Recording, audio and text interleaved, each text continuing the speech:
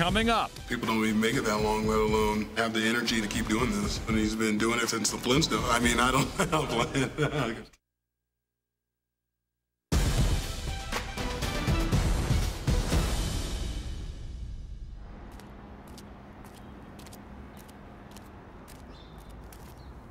For many seniors, a morning walk is a vital part of everyday life. It helps the mind and body stay young and vibrant. But this 79-year-old isn't strolling through life. He's lapping the field. All right, Roger.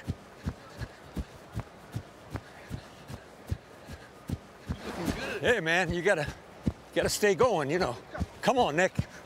We gotta get to the other end. People don't even make it that long, let alone have the energy and the passion to keep doing this. He lives by it, you know, and he's been doing it since the Flintstones. I mean, I don't plan. It wasn't the Stone Age, just the late 50s when Tom Pratt's football odyssey began. He was a two-way star at the University of Miami, playing both guard and linebacker.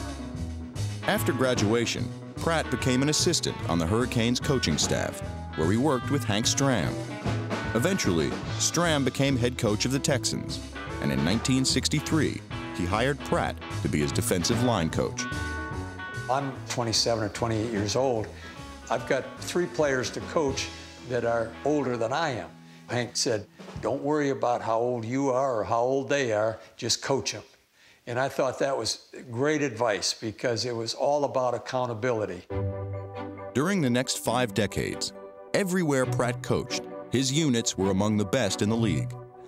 He helped Buck Buchanan, Curly Culp, Derek Thomas, and Warren Sapp become Hall of Famers. Turns out, the secret to Pratt's longevity is pretty simple. My wife, all the years I've coached, she's never missed a home game. She's always there, so that kind of support is vital. We've got a great family, 3 children. Of course, it's been their life.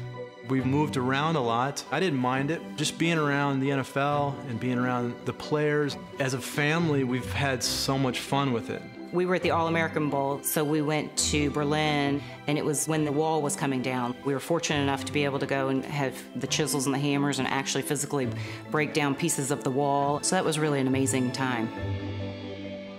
I don't look at it as decades. I look at it as just new experiences, different players, and those are the things that are strongest in my memory.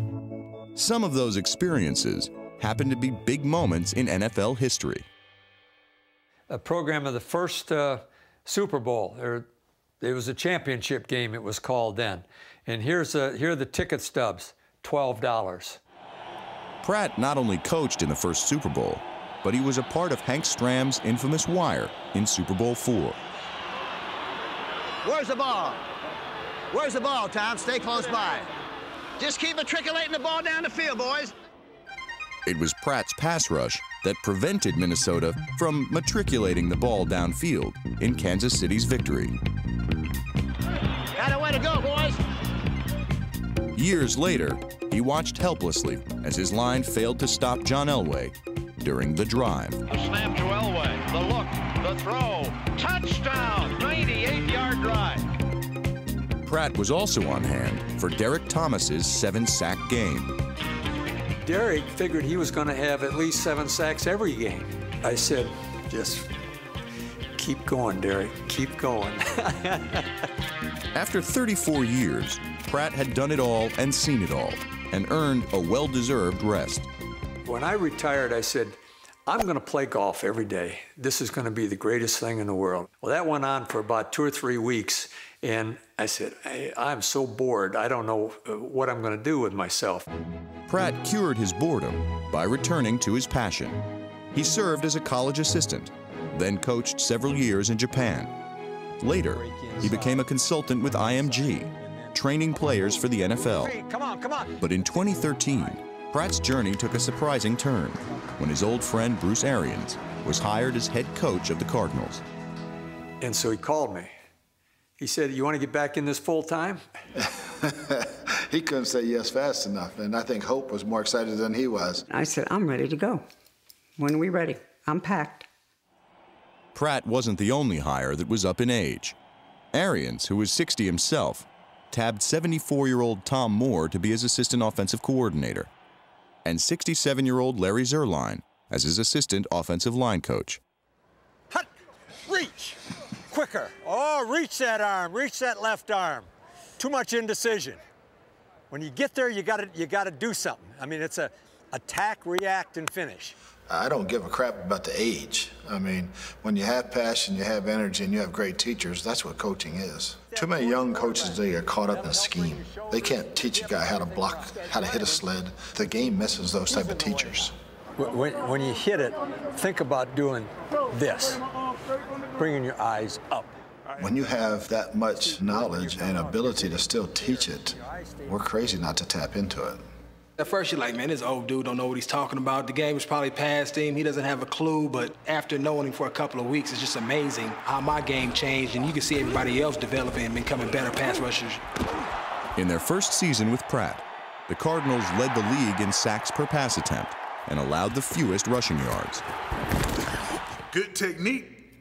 It stood the test of time. Tom still has the tricks of the trade that everybody can learn from. I've got a pass rush DVD that I use. Yeah, he breaks it out. You know, it's non-HD. I don't know what they called it back then. Analog. It's crazy. It's all grainy and stuff. But you can see what the guys are out there doing.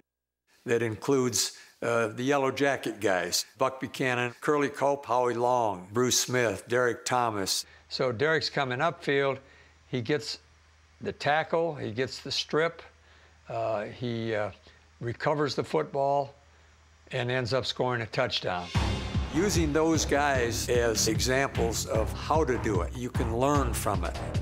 He always has me watch like a lot of Neil Smith film because we play very similar, especially last year. But last year, statistically, that was one of the biggest reasons. It really has made a huge difference. When Neil would come around that right side, he would dip, you know, and he just lean and lean and lean and lean, and his eyes were on that quarterback. Neil Smith's influence went beyond technique. Campbell even copied Smith's trademark home run sack celebration. To me, that's the great part of coaching, watching the achievement of the players, watching the teams develop. The players showed their appreciation for Pratt and his old school methods in a way that was totally new school.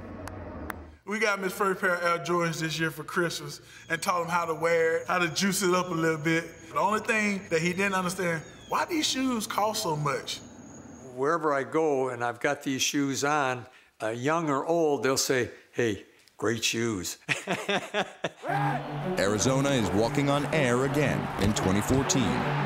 Arians and his experienced coaches have led the Cardinals to one of the best seasons in franchise history. Proof that age really is just a number. It's a wonderful opportunity, and I really appreciate the time that I'm able to spend with the players, with Bruce, and with this staff. It's just great. It's been an amazing journey, and I'm just so happy and proud of him that he's still at it. It's just been a great experience for myself, my sisters, and now the grandchildren get a chance to experience the same thing. When we had practice on Christmas last year, I allowed the families to come out. The whole sideline were Pratts, and that was beautiful. I loved it. This is his purpose, you know, to touch young men's lives. Being able to do it as long as he's doing it is just amazing. We're blessed to have him here. It's been great to play for him, and I hope we can continue to build on what we're doing. We talk about being retired. I'm not tired, so retirement to me is an opportunity to move on and continue your life.